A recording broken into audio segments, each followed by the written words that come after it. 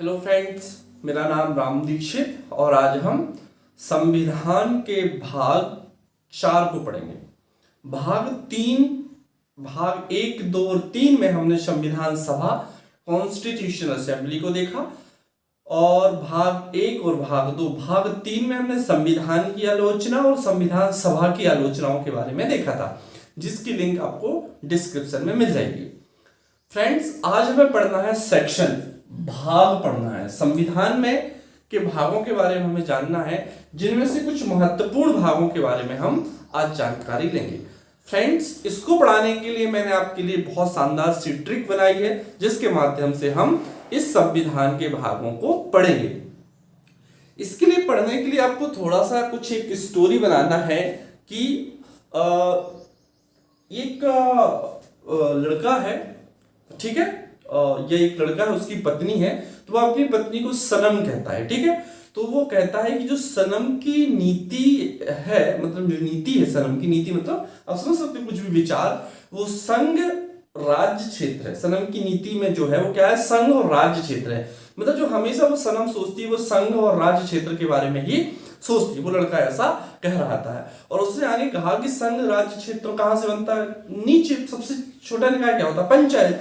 तो उसने बोला कि पंचायतों में जाति का संबंध, उसने बोला कि वो बंदा बोलता है कि जो पंचायत है, पंचायतों में जाति का जो संबंध है और सेवाएं वो निजी स्वार्थ के लिए होती है, निज भाषा के उपबंध से होती है। मतलब अपनी जो भाषा है उसी भाषा के उपबंध से होंगी, ठीक है। तो वो लड़का क्या कहता है कि सनम की नीति में क्या है, संघ और राज्य क्षेत्र है, जबकि वो कहता है कि जो संघ राज्य क्षेत्र है, पंचायतों में जाति का संबंध और सेवाएं, जाति जिस जाति का होगा उससे पंचायत का यदि सरपंच होता है उसका संबंध अच्छा हो जाएगा, उसके लिए वो ज्यादा सेवाएं देगा क्योंकि उसकी भाषा को जानने का है और वो उसके विचार में सारे उपबंध करेगा। इस तरह कुछ ट्रिक की पृष्ठभूमि है। तो मैं आपको यहाँ पे ट्रिक लिख दे रहा हूं कि सनम की, यहाँ पे बहुत महत्वपूर्ण और अच्छी धमाकेदार ट्रिक के माध्यम से मैं आपको पढ़ाने की कोशिश कर रहा हूं कि वो क्या कहता है कि सनम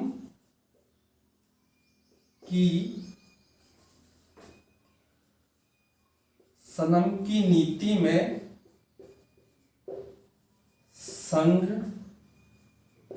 और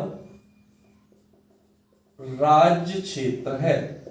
उसने बोला कि सनम की नीति में संघ और राज्य क्षेत्र है। पंचायतों में जाति का संबंध, थोड़ा दूर लिखूंगा जिसमें यहां पे लिख पाऊं, ट्रिक है, पंचायतों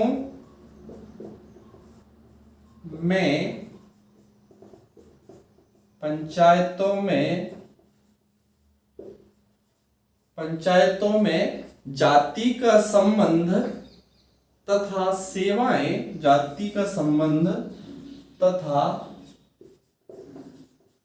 सेवाएं, जैसा कि हमने बताया था किसके लिए था, निजी स्वार्थ संबंध तथा सेवाएं निज भाषा के उपबंध से है। क्या किससे है, निज भाषा मतलब खुद की भाषा को जानने वाले, निज भाषा के उपबंध से है, निज भाषा के उपबंध से है। फ्रेंड्स, तो ये आपकी ट्रिक है।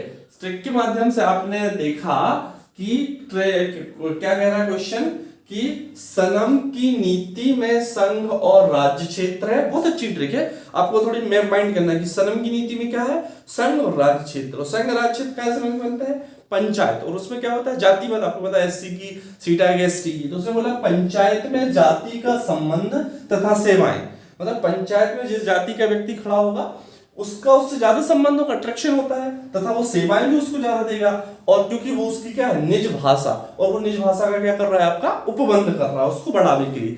तो ट्रिक है, सनम की नीति में संघ और राज्य क्षेत्र है, पंचायतों में जाति का संबंध तथा सेवाएं निज भाषा के उपबंध से है। ट्रिक क्या है, सनम की नीति में संघ और राज्य क्षेत्र है, पंचायतों में जाति का संबंध तथा सेवाएं निज भाषा के उपबंध से है। तो यदि हम भाग 1 की बात करें तो भाग 1, यदि आपसे भाग 1 की बात करें तो भाग 1 आपसे कहता है संघ और उसका राज्य क्षेत्र। क्या कहता है भाग एक, संघ और उसका राज्य क्षेत्र। भाग एक में भारत का संघ मतलब केंद्र और भारत के जितने भी स्टेट है वर्तमान में 20, तो उसके बारे में कहा गया है। भाग दो, ये भाग एक हो गया। भाग दो में फ्रेंड्स कहा गया है नागरिकता। ठीक है, भाग दो में क्या कहा गया है, नागरिकता। भारत में किस प्रकार से नागरिक आप प्राप्त कर सकते हो, मैं इसको आपको अलग अलग भाग को पढ़ाऊंगा तो आपको बताऊंगा वंश परंपरा द्वारा, है ना, माता पिता की जन्म प्रमाण पत्र, बहुत सारी चीजों के आधार पर जो अपनी नागरिकता प्राप्त कर सकते हैं वो हम बताएंगे। ठीक है, तीसरा आपका कह रहा है मौलिक अधिकार। भाग तीन क्या कह रहा है, मौलिक अधिकार, ये भाग तीन कह रहा है। भाग चार क्या कहता है आपका, नीति निर्देशक तत्व।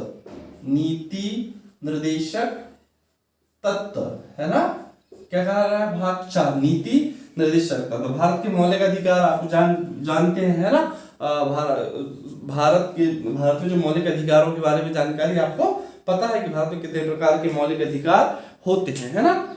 चौथा नीति निर्देशक तत्व। ठीक है, चार क्या आ गया, नीति निर्देशक तत्व। ठीक है, तो पहले में क्या हो गया, संघ और उसका राज्य क्षेत्र, दो में नागरिकता, तीन में मौलिक अधिकार, चार में क्या है, नीति निर्देशक तत्व। मैं से क्या जाएगा फ्रेंड्स, मूल कर्तव्य। क्या की बात कर रहे हैं हम, मूल कर्तव्य। क्या है, भाग 4A या 4 का भी कह सकते हो। ठीक है, चार के बाद 1 2 3 4, 4A हो गया।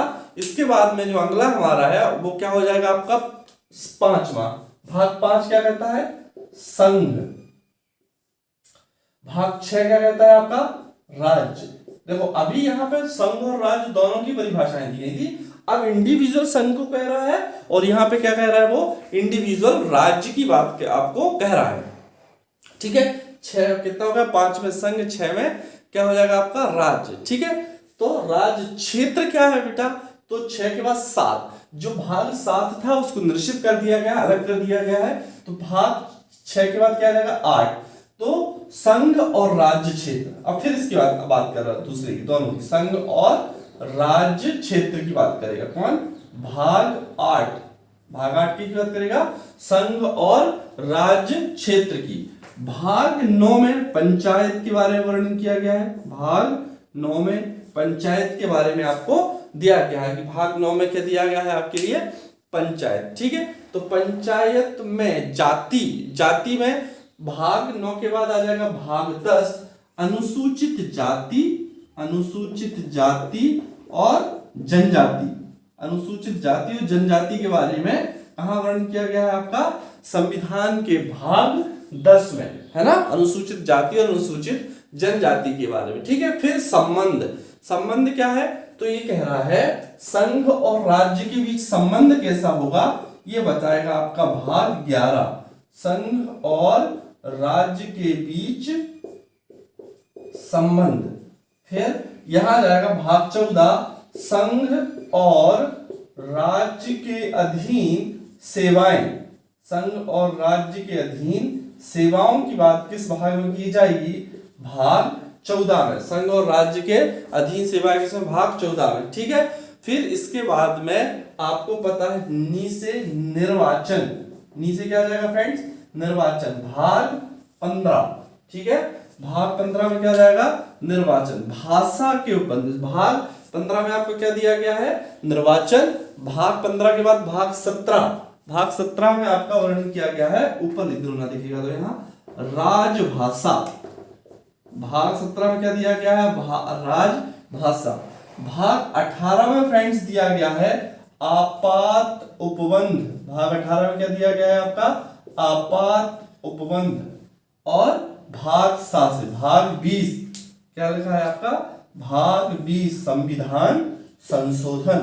भाग 20 में क्या है, संविधान संशोधन, है ना। तो ये आपका कहां दिया गया है, भाग 20 में आपको क्या दिया गया है, संविधान संशोधन के बारे में बात की गई है।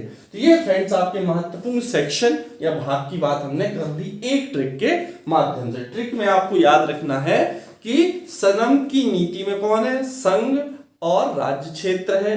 पंचायतों में जाति का संबंध तथा सेवाएं निज भाषा के उपबंध से है, मतलब अपनी भाषा का उपबंध किया जाएगा। तो ये आपकी मैंने आपको एक ट्रिक के माध्यम से पूरे 22 जो जितने भी भागों की महत्वपूर्णता थी उन भागों को मैंने आपको पढ़ाया है।